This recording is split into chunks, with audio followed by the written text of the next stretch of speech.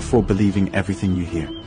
The Brazilian Supreme Court minister, Alexander de Moraes, started a dictatorship and is forcing the population to accept Lula da Silva as president. Lula da Silva is a criminal politician, convicted for 12 years, who was released after only 580 days, and now holds the presidency through fraud in the elections.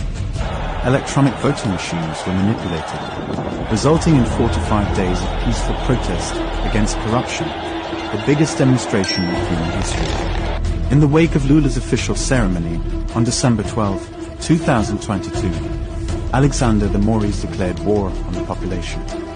In fact, the dictator minister aligned with organized crime has ordered the arrest of all indigenous people criticizing his abuse of power.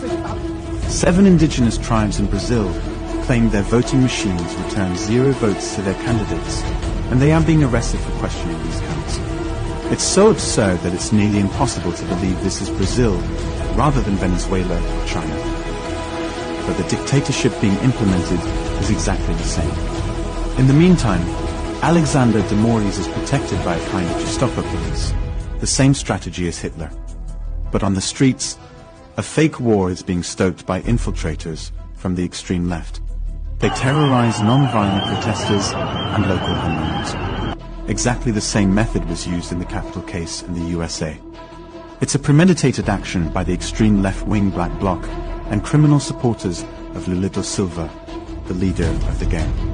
Extreme left-wing terrorists burn cars and intimidate people who criticize or film their actions. They carry tools and gasoline inside their bags and wear masks to hide their faces.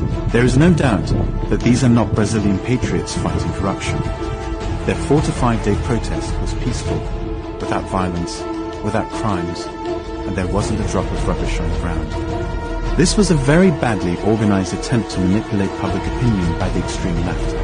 They'll have to create another theater scene because this one didn't work.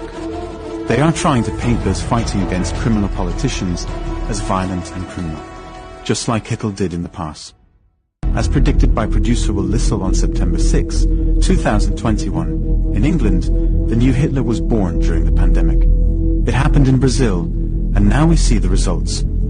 If this atrocity occurred in your country, would you accept it? That's right, you won't. World leaders cannot expect Brazilians to watch their country being held hostage and remain silent. Brazil is ready to defend its homeland against organized crime. A real battle is currently taking place.